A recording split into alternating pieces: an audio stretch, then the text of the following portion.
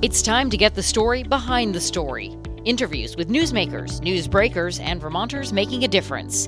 WCAX presents 802 News with Mark Johnson. Here's Mark. The Leahy War Victims Fund is one of the accomplishments former Senator Patrick Leahy is most proud of. In part one of my recent interview with the former senator, Leahy decried some of the early actions of President Donald Trump, as well as Congress and the U.S. Supreme Court. Here in part two, we talked about the War Victims Fund, his transition to private life living in Burlington, and the critical role his wife Marcelle played throughout his 48 years in the U.S. Senate. We spoke in late January at UVM, where Leahy has donated his archives, and a library has been established that holds some of his memorabilia. First, a word from our sponsor, Red Hen Baking Company. At Red Hen Baking Company, they believe pure, uncomplicated ingredients in the hands of skilled artisans are the building blocks for great food. They're dedicated to creating the best food from the best ingredients. You'll find an ever-changing lineup of delicious pastries, sandwiches, and soups at their beautiful cafe off Route 2 in Middlesex, just off I-89. Their breads are also available in many other locations. Led by owners Randy George and Eliza Kane, Red Hen Baking Company has been on the leading edge of the local food movement since 1999. You gave me a little tour before we started here of the library here at UVM, and you got a little welled up looking at the pictures of when you went to Vietnam and the war victims fund that you were able to get through. Well, let me tell you about the first trip there. We had never done anything like this before, and even our own government was opposed to having the Leahy War Victims Fund go there because they felt they hadn't gotten enough from Vietnam. This is 40 years ago. Enough from Vietnam yet. I sat down with President George H.W. Bush. He agreed with me that we should do it. The State Department was opposed to it. They got the key person in the State Department on the phone. They didn't realize the president was sitting right there. And he was explaining why Leahy's wrong on this. And the president comes on and said, well, I think he's right. And a couple of months later, I had a bipartisan group of senators, Republicans and Democrats, which I always did in travel. And I know this is a long story, but we're a very hot day just outside of Saigon. They're going to announce the Leahy War Victims Fund. We are arranging wheelchairs for people who lost their legs from American landmines. We're building the wheelchairs in Vietnam so they could employ people there. There's one man who had lost his legs, just kept staring at me. They asked me to pick him up and put him in his wheelchair, and I thought, you know, he's twice his size. He must hate this American who took his legs off. I put him in the wheelchair. I started to get up. He grabbed my shirt and he kissed me. You never forget that. And it was emotional. John Glenn was with me. Same thing happened to him. And you think to yourself, you can pass laws to benefit you and people who contributed to you, or you can pass laws that benefit the country and the world. I prefer the latter. You've had a lot of accomplishments. What's your biggest regret? Oh, I can go back through laws that I wish I could have passed. I regret some people got confirmed that I opposed. But primarily, I don't have any big regret. I mean, I feel, you know, I was born in Montpelier. I had wonderful parents. My mother, the daughter of immigrants from Italy.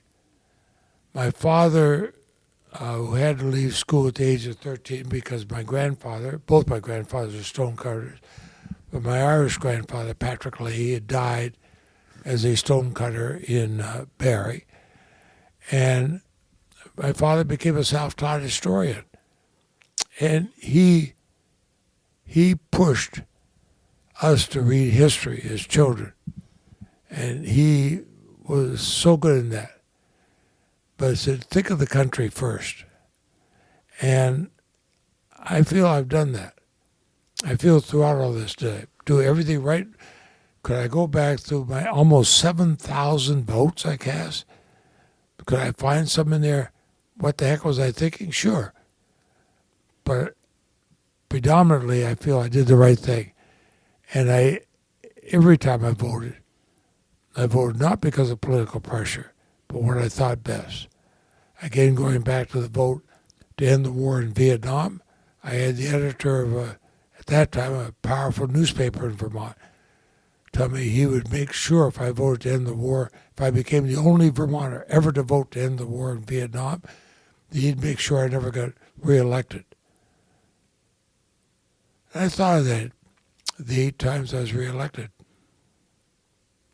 Let me raise one. You and I, when we were walking around, there was a collection of the books that you wrote, and I mentioned to you that I had reviewed one of your books, The Road Taken, the last one. And, one of the criticisms that I had of the book was that you never mentioned the Iran-Contra situation, where you had to step down from the Senate Intelligence Committee. And, I actually had that in the first draft. Oh, you did? Yeah. Because I thought here was an opportunity for you to set the record straight on that, and that you'd missed that opportunity. So why did they get taken out? There were a number of things that we took out or the editors took out because just as about to finish to be printed, I was asked to become the first senator ever to preside over an impeachment trial of a president. And they wanted, because that was so historic, they wanted chapters on that, and so they took things out. I didn't have to leave the Intelligence Committee speaking of that because I didn't disclose anything that was confidential or classified. Throughout all my career, I've handled thousands of classified materials. I've never disclosed any of them. Especially when I was president pro tem, I got the same classified briefing on a lot of issues that the president of the United States did because I was third in line to the presidency. I'd have the people come in, meet with me in a secure room, read everything they had, and send it back with them.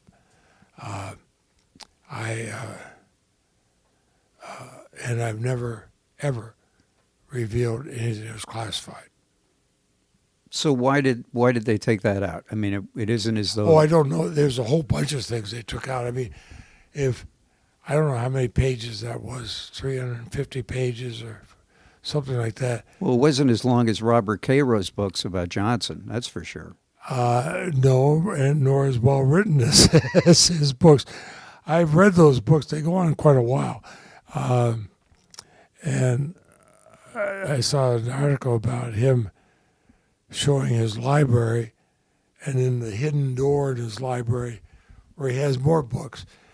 And I think, if I'd been an author, I'd like to have something like that. But then having thought of those 2 o'clock in the morning when I'm still trying to bring a chapter together, I thought, no, I'll leave the authors to people who know what they're doing.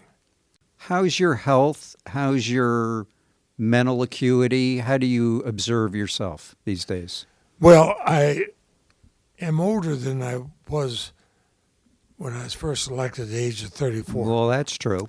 And I have even less hair than I had then. But seriously. No. Well, it was disconcerting my last year in the Senate. I had a very bad fall. I was running upstairs. We were going to take the whole family to Ireland the next day. We'd planned this for a year, reserved all the rooms, everything else, and running up with a load of stuff to pack. I tripped. I was born blind in one eye, so I have a depth perception problem. I tripped, badly smashed my hip, spent a month in the hospital, had to have the hip replaced twice, nearly died of a blood clot. had to learn to walk again. Well, the only advantage of that, when I came back to the Senate with a wheelchair, I put bat signals on either side, which got a lot of applause. But since then, with physical therapy, I'm back to where we'll go back scuba diving and we'll do things used to. I won't walk as fast. I won't. I'm more careful where I walk. Using a cane. I'm using a cane. I usually don't use it around the office, around home, because I know where everything is. They've urged me to do it if I walk out at, like, the streets got problems or somewhere new, and it helps, especially because of the depth perception. When you see the whole street and the curb all flat, and they're not, I can poke with the cane. Mm-hmm. But I don't want another fall like I had. But even that, the thing that hurt me the most about that fall was that I wasn't able to join our family on the trip. I sent them, I told them, look, we bought your airfare and everything else, go. But the beauty of it is they sent me pictures every single day. And when you're spending a month in the hospital, it's nice to have something you can look forward to. Yeah. And I'll go to Ireland next week because Let's hold on that. I want to ask you that. But as far as, am I older than I was? Yes. But will we still do scuba diving? Will we still travel? Will we still do? Yes. Okay. But, I'm 20 years younger than you, and I sometimes find I'm challenged on my memory. Do you have that too? What was your question? Yeah. No, I'm just joking. Yeah, I mean, I can think of times when Marcelle and I were sitting there. You remember that guy, John Smith, and we'll remember it. But then it takes two of you. Yeah. But then I remember doing that when I was 30. Right. And sure, I know I'm older. Of course I know that. But I love getting out walking. One of my favorite places to walk is along the waterfront in Burlington. And we'll walk down by the Coast Guard and then back by what we call the Marcelle Leahy Center, Echo. Mm-hmm. And it's just great. And you look out there and you think, man, I'm lucky to be here. I'm lucky to be alive. We watch the sunset and we say it could never get better. And then 5 minutes later we say it got better. And I look at the things I'm so fortunate to have. Fortunate to have wonderful children, wonderful grandchildren, wonderful wife, and wonderful friends. We both have so many friends here, especially in Vermont. Have you had the opportunity to hear the F-35s as they come over when you're down on the waterfront? Yep. And do you now understand better why some people have find them extremely loud? Well, they are extremely loud, and but so are the cargo planes when they take off at evening with things. Do we have a better airport than any city this size in the country? The Air Guard and the National Guard do it. There's an article in 7 Days, the Pomerleau Agency wrote. It's in this week's, but they talk about the millions upon millions of dollars in firefighters. In I remember when we had Irene going around the country, around the state, in a helicopter with the National Guard looking at places where the only ones able to get through and build a road or open a bridge with the Vermont National Guard. I know that a lot of people wanted the F-35, including the state where the Secretary of the Air Force was from. And their pilots could not match the proficiency of ours. And I remember Peter Welch was a congressman, Bernie Sanders, a senator, myself, met with the Secretary. And I always remember the question Senator Sanders, Bernie Sanders, asked her, well, do you have any alternative to the F-35?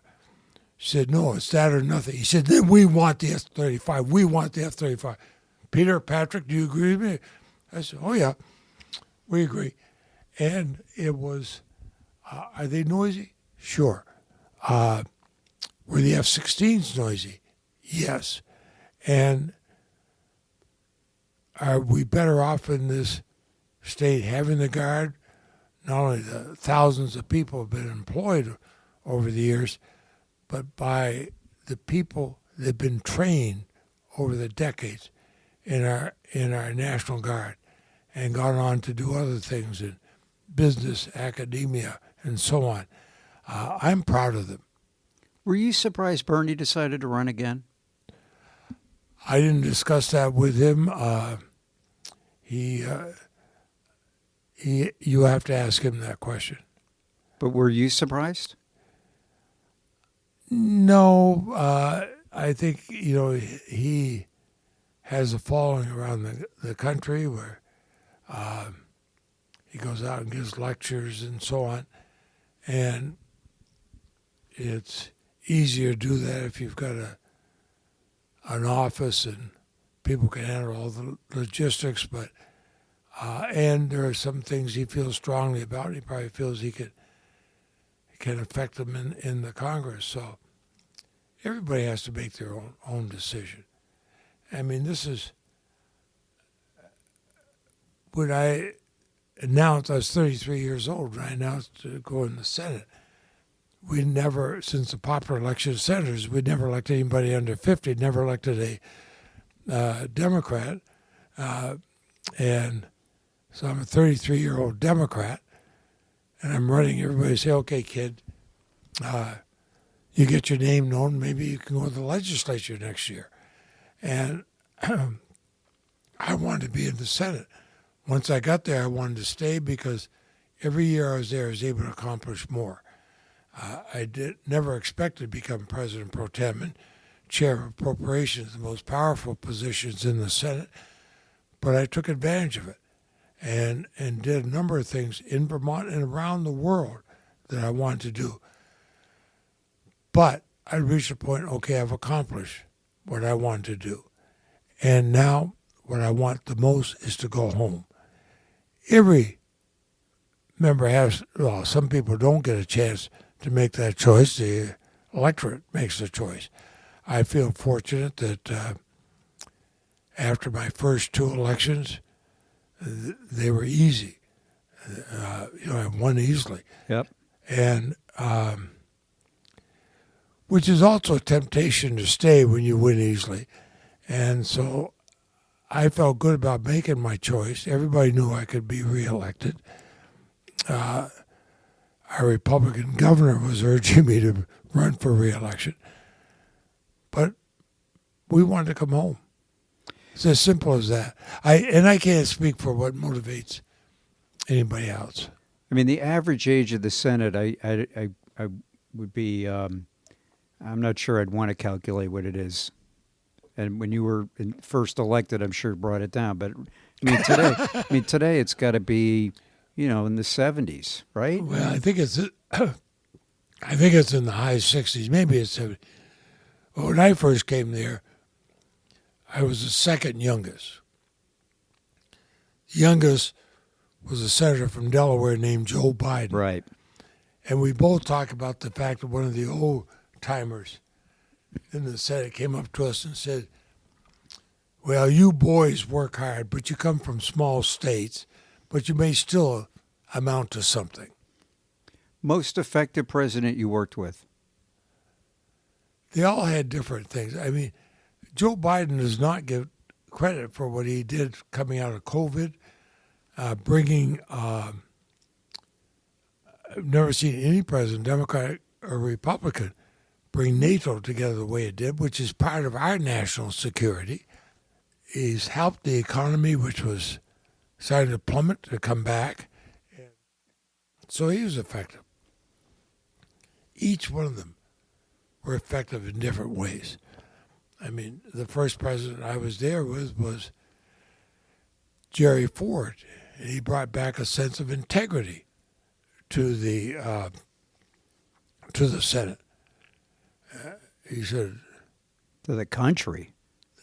I mean to the country. Yeah. I meant the country. He and so each one had something going for them.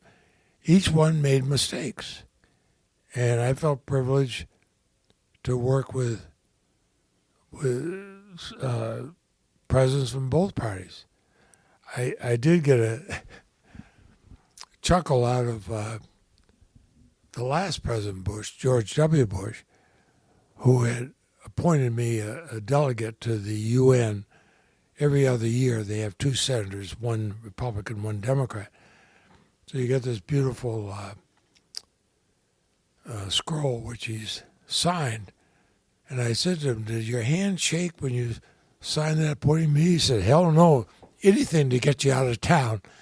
But I found all but one president to be real people, down to earth, both parties, and you could talk with them, you could joke with them, you could agree or disagree. I mean, I've sat in the Oval Office with all of them, and sometimes I agree, sometimes I disagree. But we'd be straightforward with each other. I think I can guess who the one was. What was your relationship like with Trump from 2017 to 2021? Well, I'll tell you two things. One, I went down for a meeting with him, including with the Republican leaders. We all sat around and agreed on a particular point.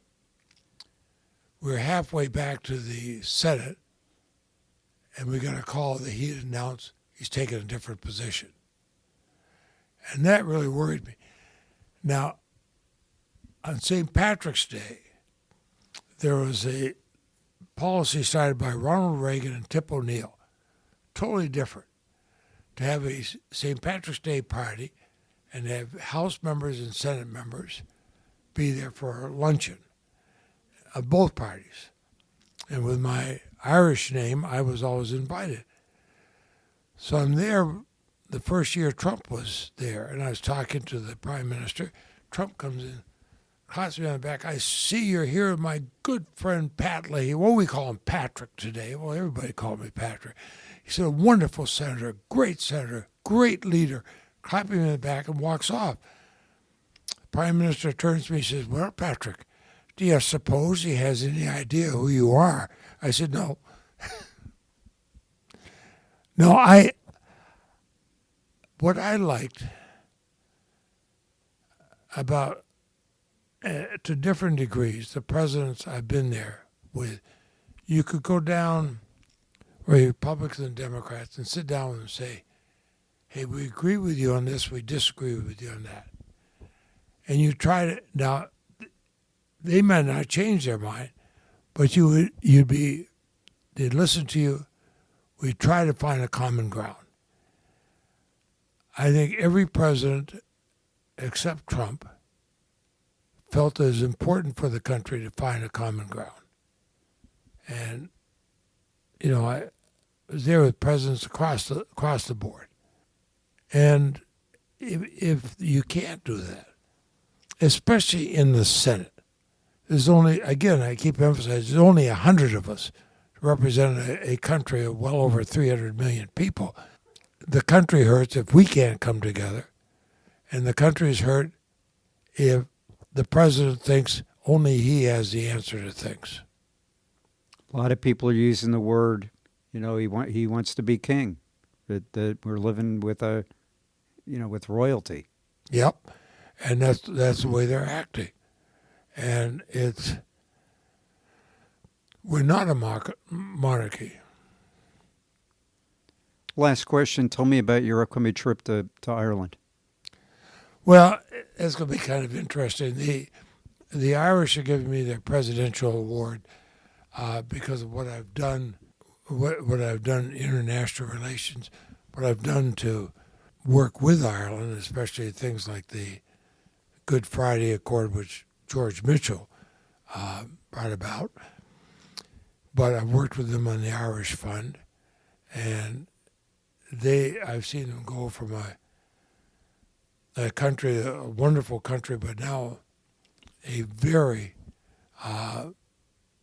economically very great country, and they have supported me on things like landmine bans, and they called me up and said, I know you're no longer in the Senate, but we'd like to give you this award. And they have several people are being given award for different reasons.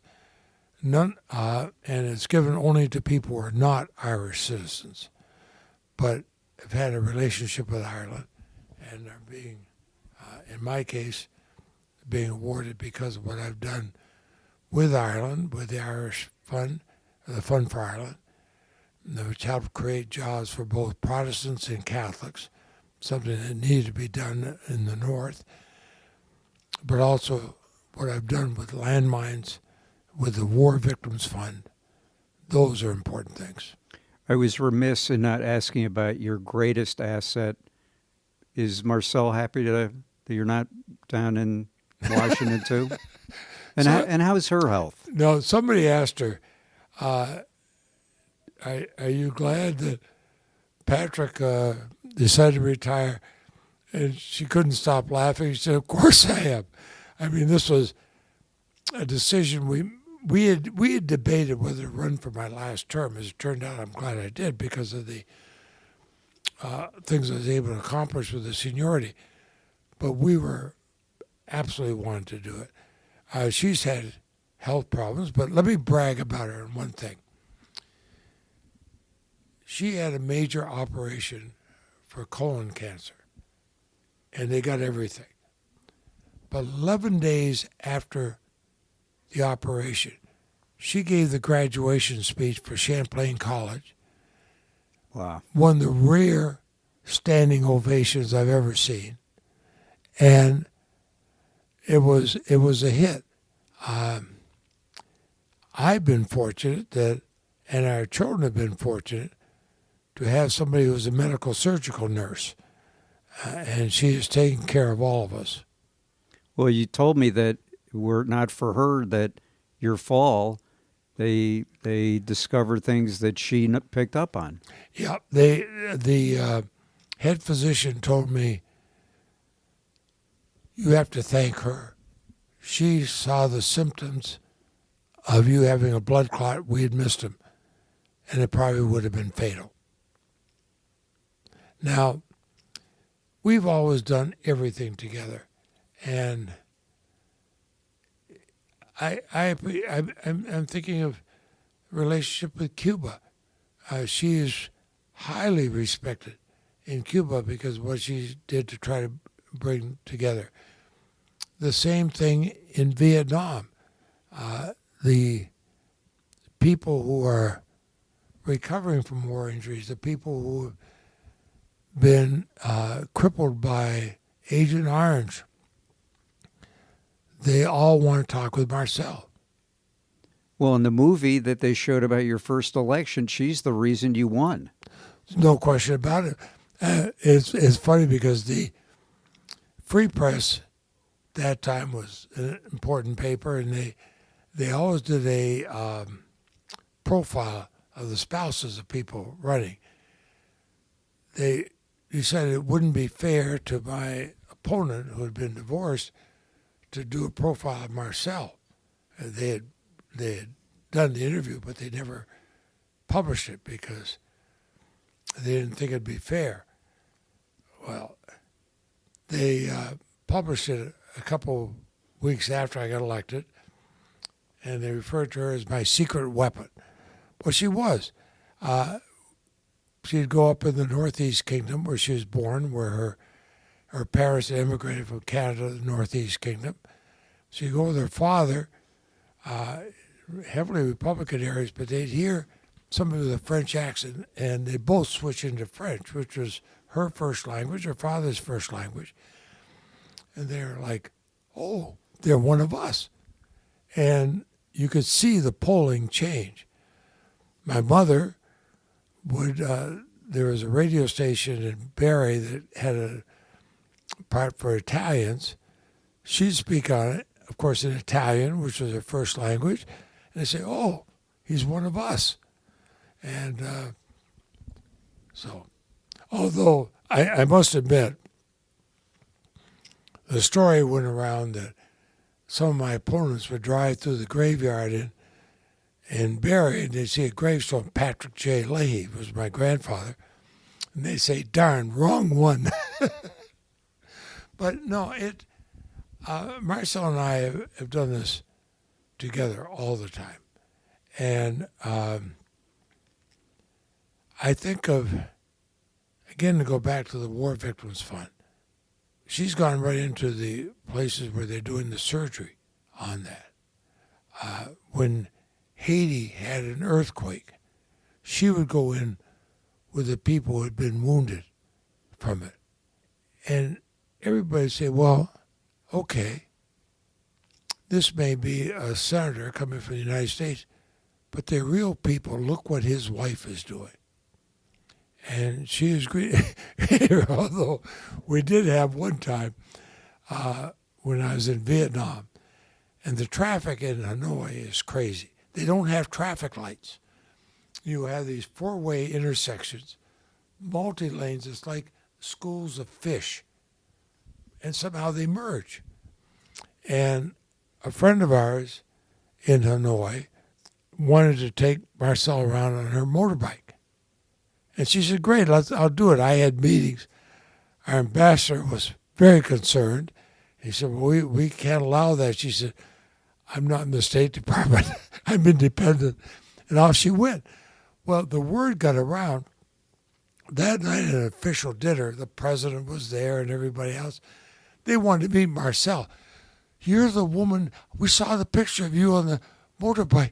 I mean, we would have sent a car for you. We would have sent security. She said, no, I wanted to go on the motorbike. And everywhere we've gone, people have spoken of her. And it has helped because sometimes the things in the Senate have been very discouraging. We didn't go to many major functions, cocktail hours, things like that. We'd much rather be home with the children. But there were times when I'd get out of session at 2, 3 o'clock in the morning and come home, and she was there to greet me and say, how'd it go? And I had somebody I could talk with completely and know that it wouldn't be repeated. And I never could have done the 48 years in the Senate without her. And I've had some of the most wonderful people working for me, both in Washington and in Vermont. I used to say that senators are merely constitutional impediments to their staff who do all the work. They said they agreed. But I was fortunate to have wonderful, wonderful people in the staff. Some have gone on to become federal judges and other major positions. But Marcelle was the rock in the whole thing. That wraps it up for this edition of 802 News, sponsored by Red Hen Baking Company. Thanks for listening.